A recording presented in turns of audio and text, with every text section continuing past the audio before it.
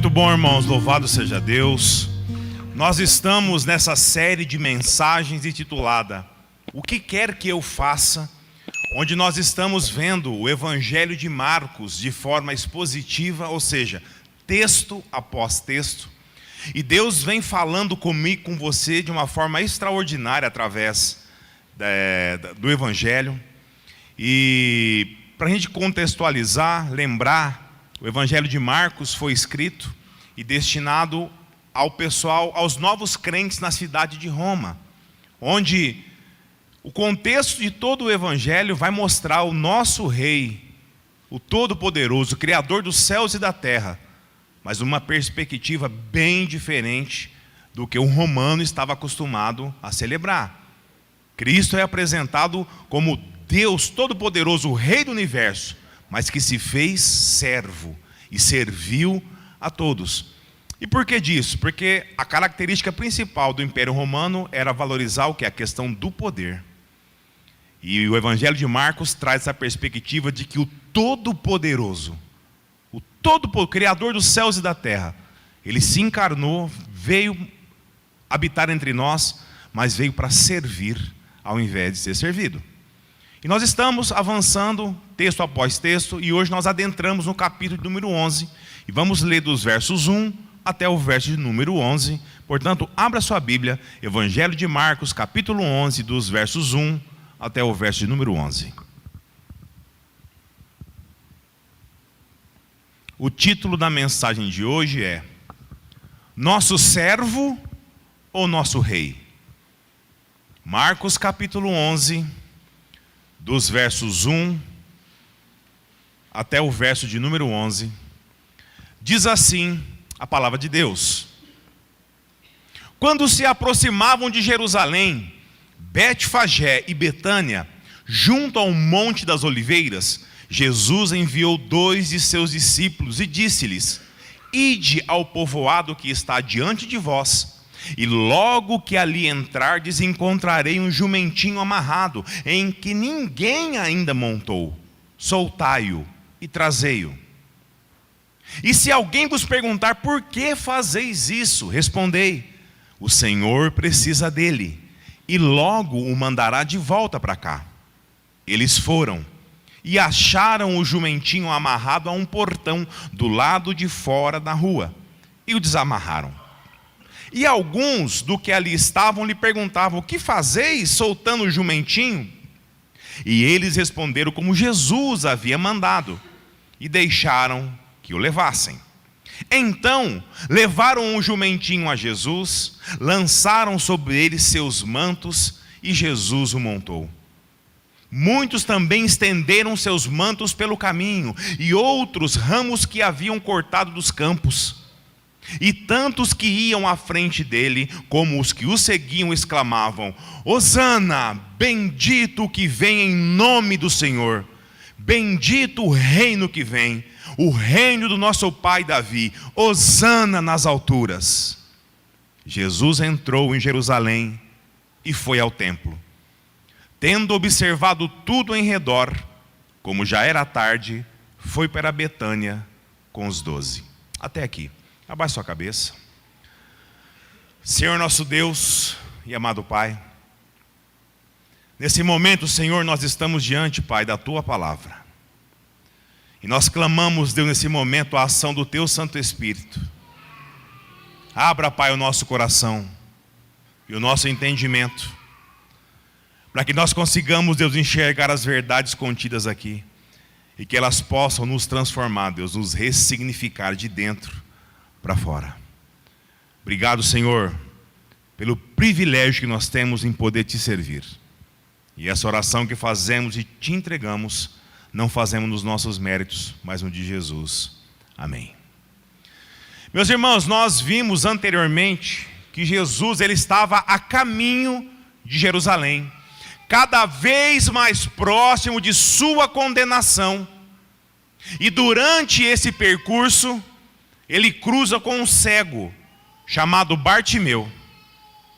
Esse homem vivia nas ruas como um mendigo, pois sua cegueira o condicionava a isso. uma vez que ele não podia trabalhar. E muito, mas muito provavelmente por conta disso ele foi abandonado pela família. Mas esse homem, apesar das suas limitações físicas, soube muito bem aproveitar a oportunidade que Deus o havia concedido. Esse homem, irmãos, ele sabia que ele estava diante da chance da sua vida. Tanto que, ao ouvir que era Jesus quem passava, ele clamou em alta voz: Jesus, filho de Davi, tem misericórdia de mim. E apesar das circunstâncias que também eram todas contra ele, pois os próprios discípulos o repreendiam, dizendo que não importunassem o mestre, não importunassem Jesus. Ele sabia no seu coração que não haveria outra oportunidade, e ele continuava a gritar, mas agora muito mais alto.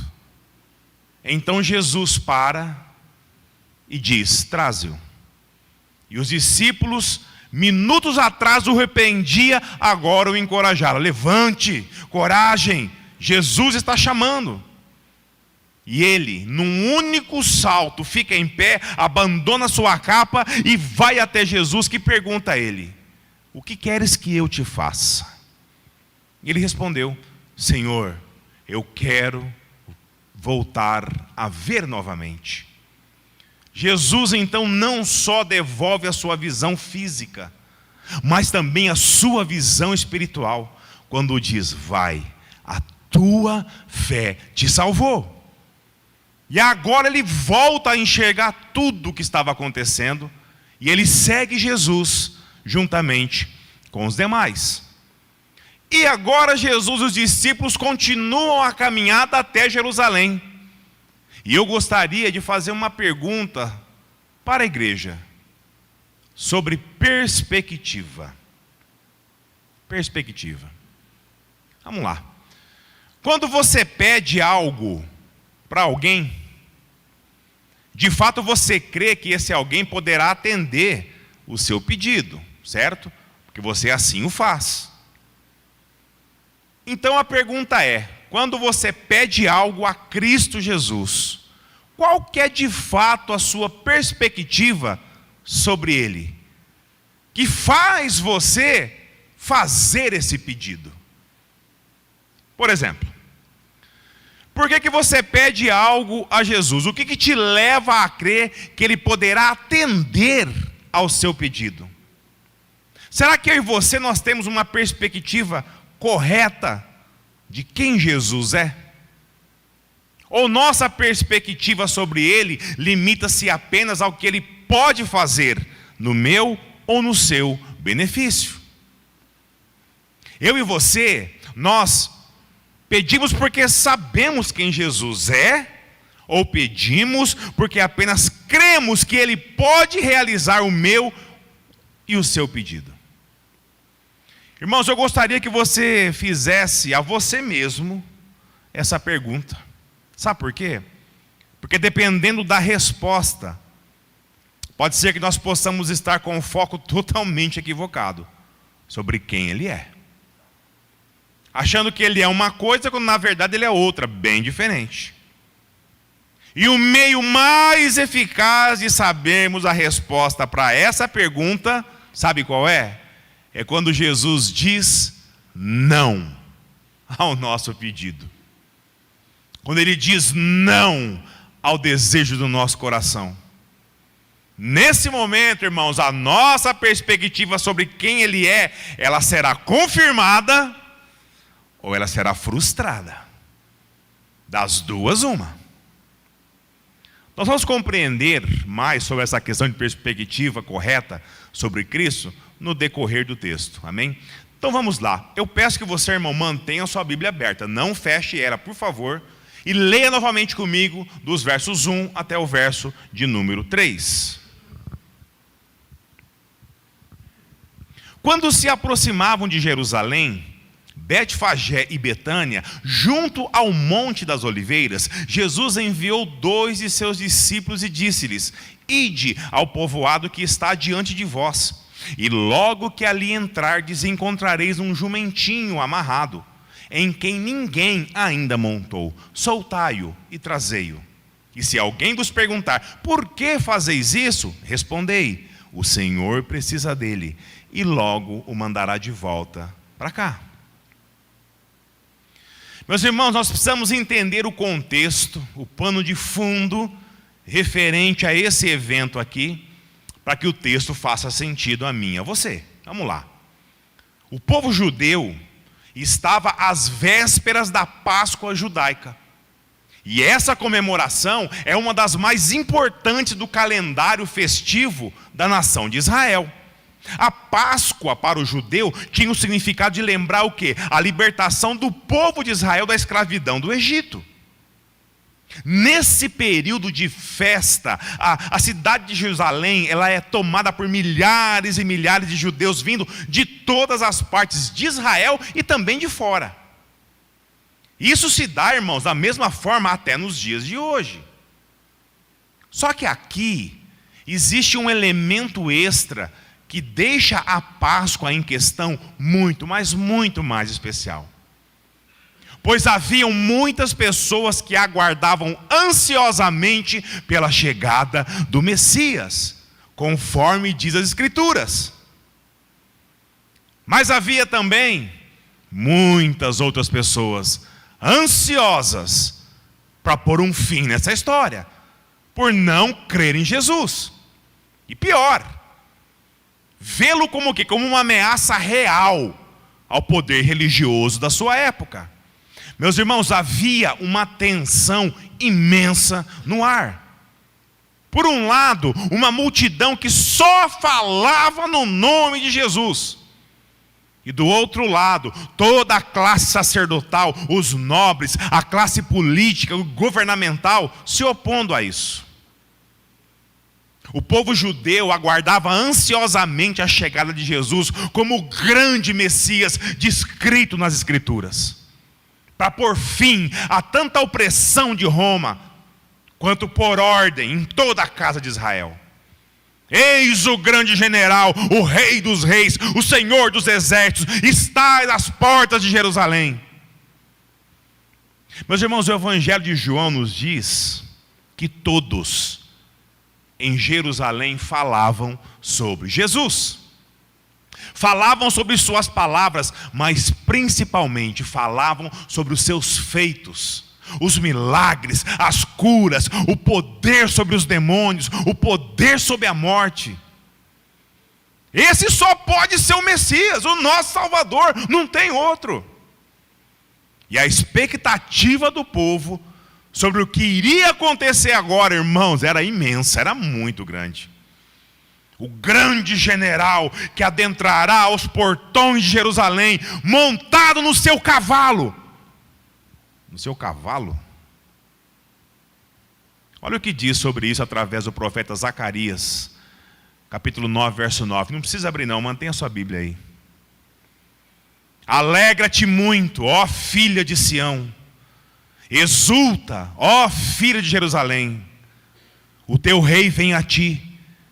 Ele é justo e traz salvação. Ele é humilde e vem montado num jumento, num jumentinho, filho de jumenta. Meus irmãos, a perspectiva do povo, ela começa a ser provada aqui. Inclusive pelos próprios discípulos de Jesus. Quando ele ordena o quê? Que busquem não, sabe, aquele cavalão branco, imponente, ou aquelas carruagens, né, que tinha na época, mas um jumentinho. Como assim? Um jumento?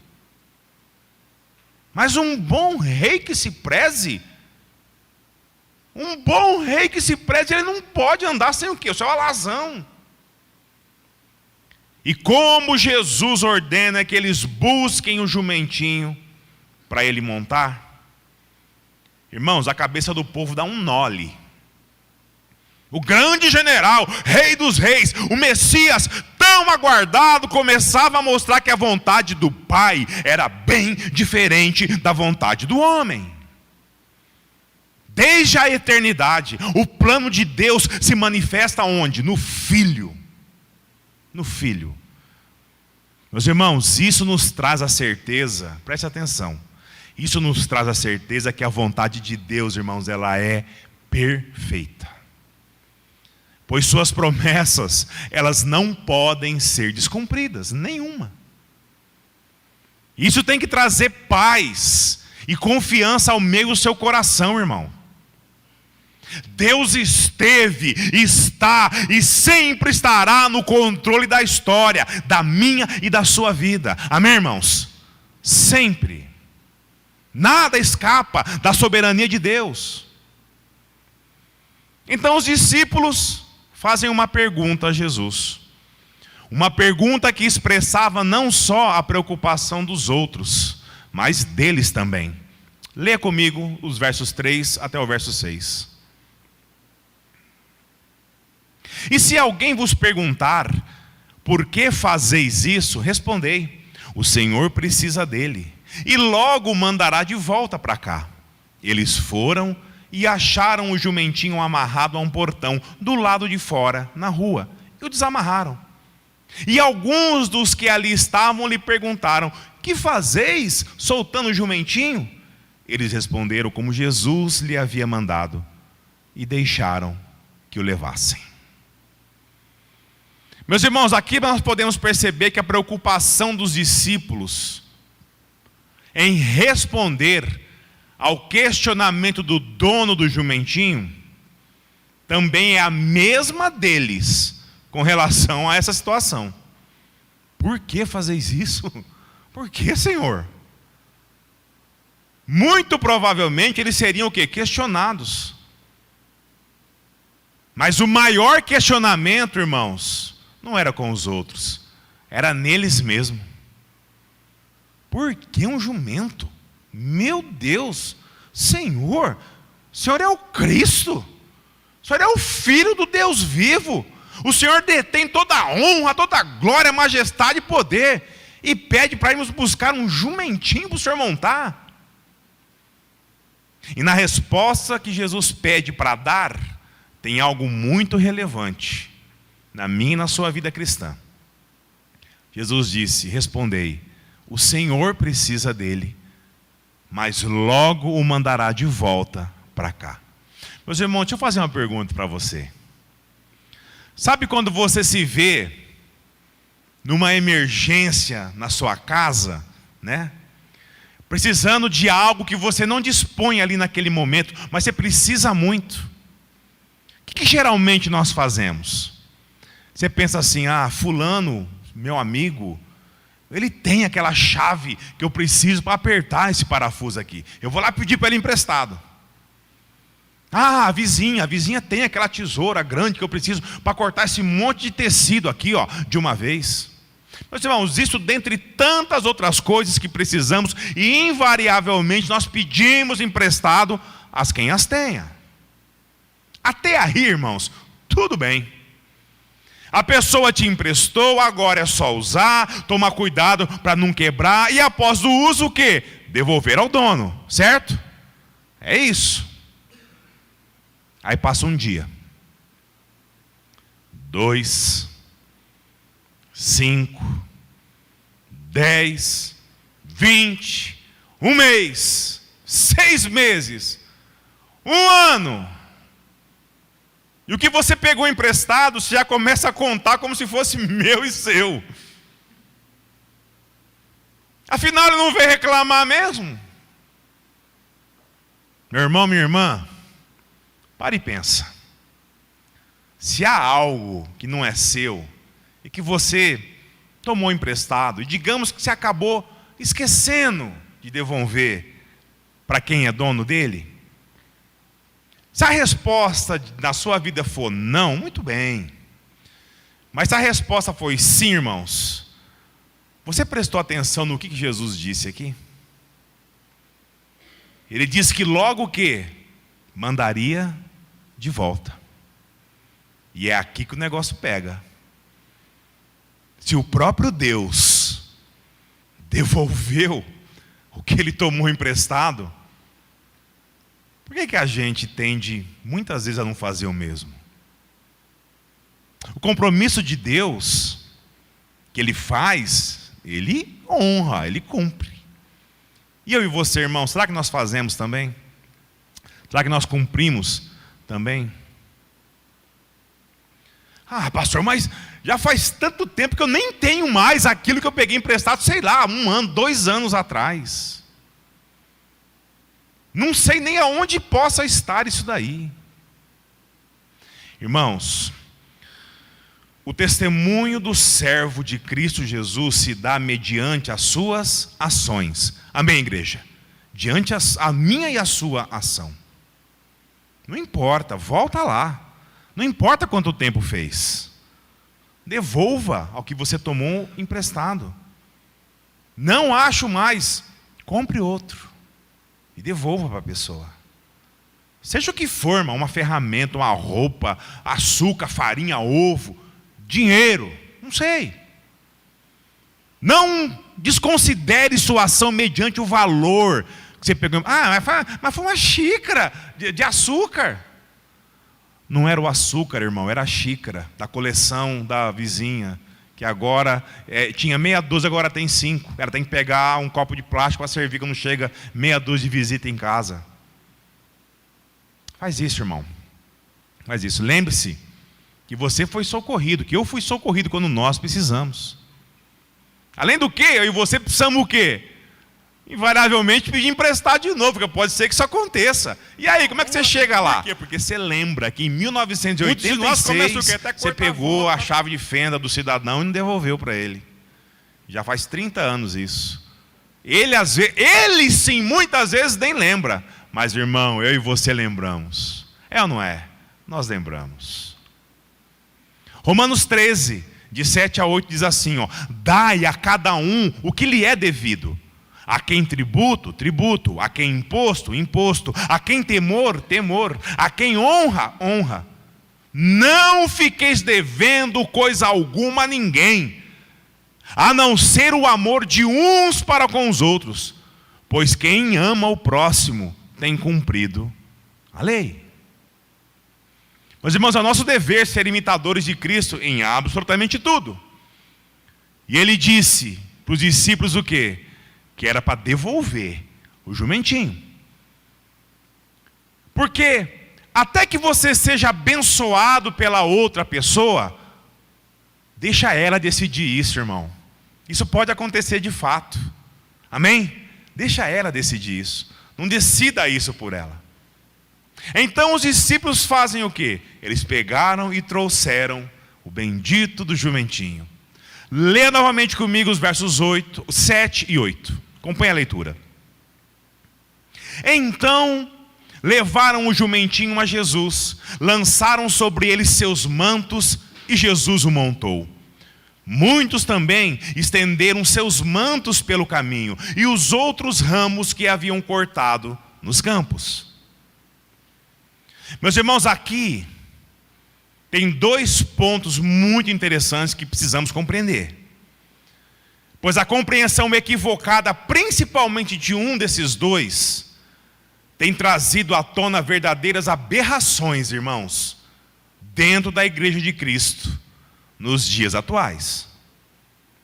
Aqui no texto existem 2 elementos muito específicos: o manto e o ramo cortado nos campos.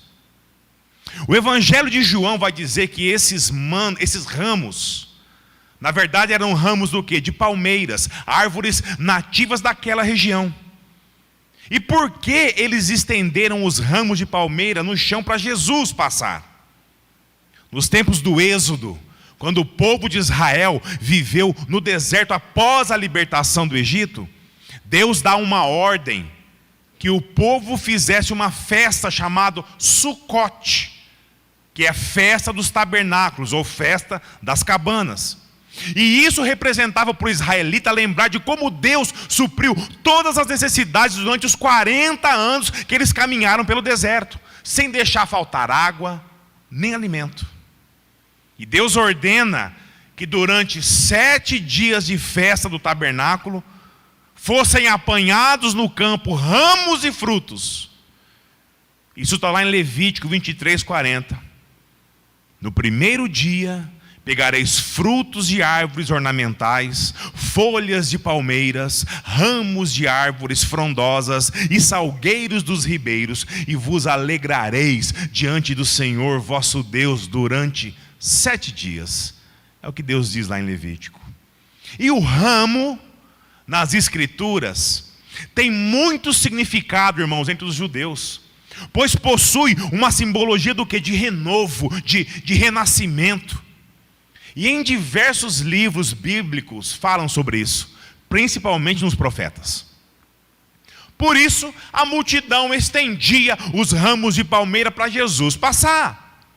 Significava para eles que um novo recomeço se iniciou com a vinda do Messias. Já o manto, o manto, hein? Esse tem causado nos dias atuais, irmãos. No dicionário bíblico, o manto tem significado de compor a vestimenta de quem? De reis, autoridades civis, autoridades religiosas e pessoas de grandes posses. A multidão colocavam seus mantos sobre o jumentinho e também sobre o calçamento onde Jesus passaria, como se dissessem: todos, reis, autoridades, os ricos, os nobres estão debaixo do estrado dos seus pés. Era esse o significado.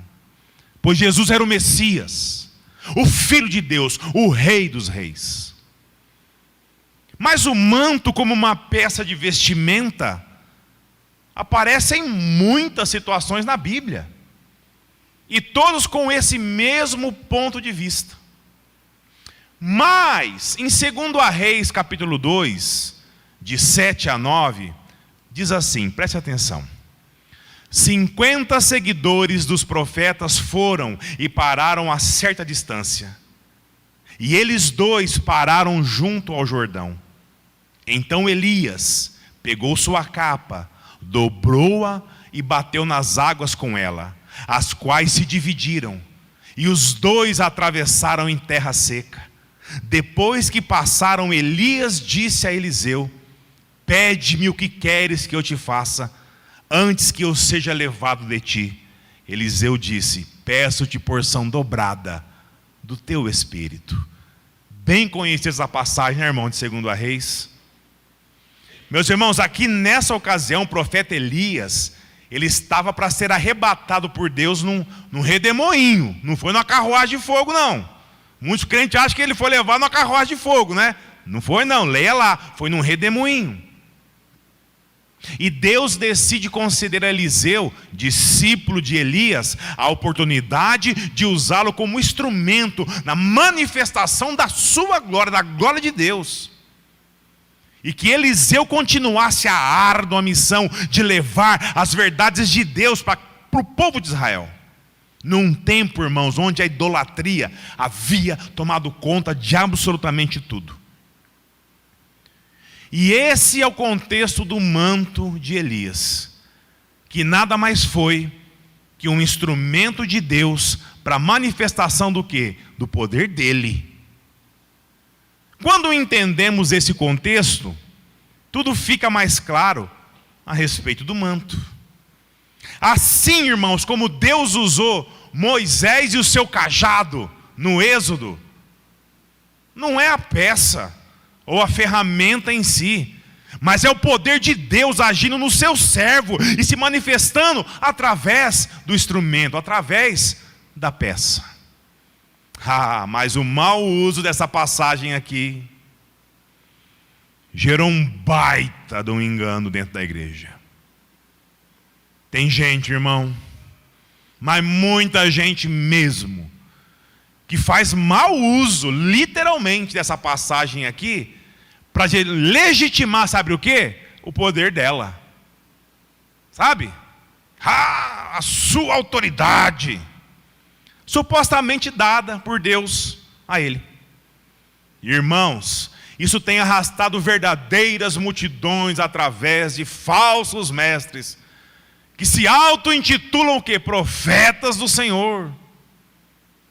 E é cada bizarrice, irmãos, que nós vemos em igrejas espalhadas por aí, que dá pena. Dá pena. Tem tanta gente achando que é Elias e Eliseu por aí. E o que eu acho engraçado é que Deus não disse em nenhum momento nas Escrituras sobre isso. Principalmente nos dias de hoje. Pois como vimos, Ele já nos deu a última oportunidade de redenção. E tudo que Ele tinha de dizer ao homem foi dito através do Filho. E ponto final. Mas o coração humano prefere o circo do que o reino. Enfim, estar no manto, biblicamente falando, não passa de você estar bem vestido, irmão. E não rodando, pulando, gritando, falando coisas que ninguém tem para mostrar o quanto você é poderoso. Isso é meninice. O apóstolo Paulo diz isso na sua carta à igreja de Corinto. Amém? E o povo de Israel, sabendo bem o porquê de estar estendendo os ramos de palmeiras e os mantos, eles exaltam a Deus pela presença de Jesus. Leia comigo os versos 9 e 10. E tanto os que iam à frente dele, como os que o seguiam, exclamavam: Hosana, bendito que vem em nome do Senhor, bendito o reino que vem, o reino de nosso pai Davi, Hosana nas alturas. Meus irmãos, a palavra Hosana significa em hebraico: salva-nos, te rogamos, te pedimos, salva-nos. E Jesus foi aclamado assim pela multidão. Justamente para quê? Para afrontar os romanos. Só que também, irmãos, afrontava os líderes religiosos, os fariseus, que sabiam que só Deus tem poder para salvar. E isso os enfurecia mais ainda contra Jesus. Só fazendo aumentar o quê? O desejo de acabar com ele, de matá-lo. Meus irmãos, de Jesus, ele sabia de tudo isso. E corajosamente o Rei dos judeus, o Rei dos reis, o Senhor de todo o universo, o Cristo, o Filho do Deus vivo, ele não se desvia 1 milímetro sequer do que o Pai reservou a ele. Conforme vimos anteriormente, meus irmãos, Cristo já sentia na sua alma todo o sofrimento e angústia que ele haveria de passar. O grande rei, que se fez servo, ele caminhava como um cordeiro ao matadouro. Enfim, Jesus agora entra em Jerusalém, de forma triunfal para alguns, não tão triunfal para outros. Leia comigo o verso 11.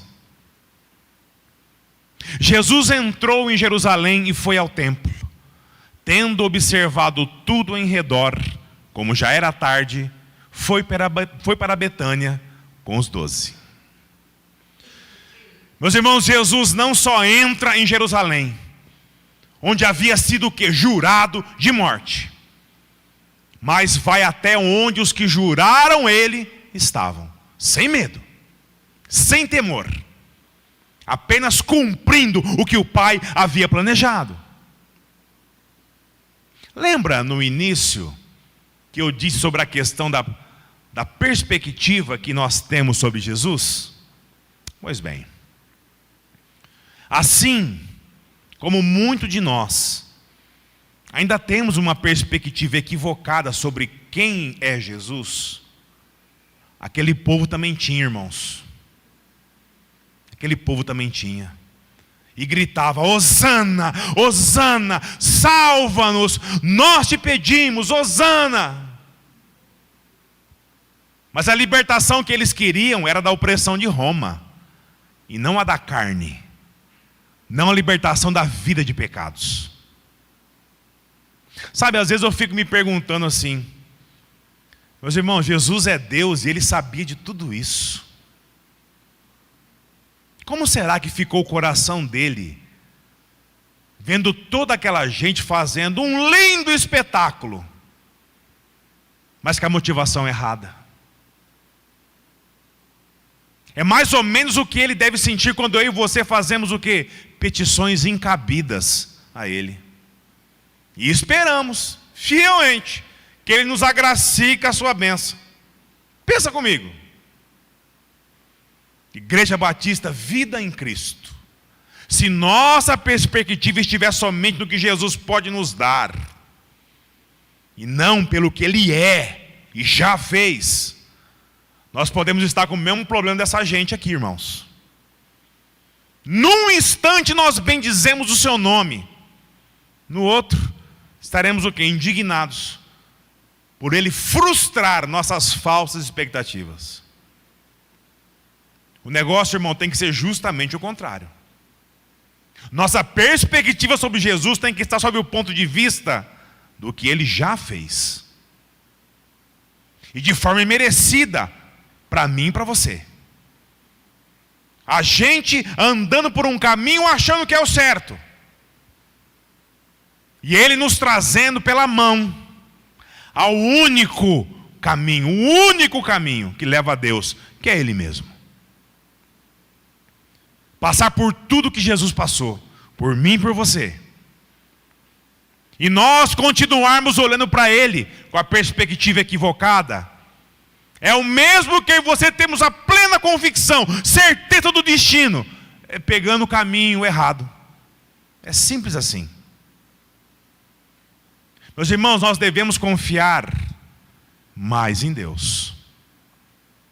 Confiar mais em Cristo na minha e na sua vida. Tudo isso aqui nos revela que Deus, irmãos, Ele está no controle de tudo. E que a vontade dEle era que o Rei da Glória entrasse em glória em Jerusalém. Só que de forma o quê? Mais humilde que se possa imaginar para um rei.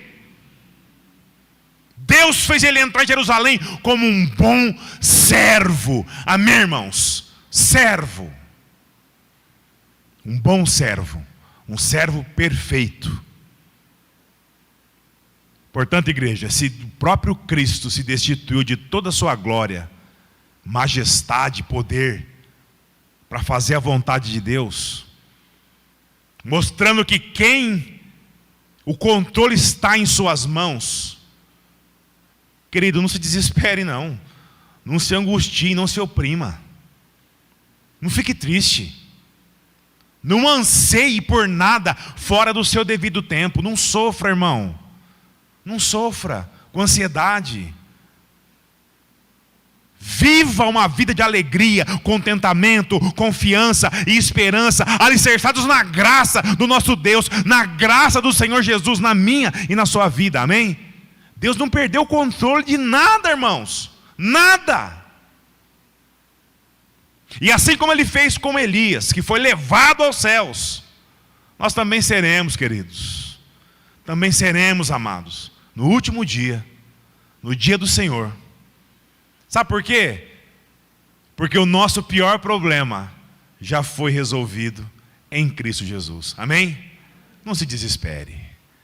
Não importa a situação que você esteja passando, não importa o tamanho da montanha que se agiganta na tua frente. Você sabe a quem você tem servido? Se sim, louvado seja Deus. Se não, peça isso agora, enquanto nós oramos. Amém? Abaixe sua cabeça.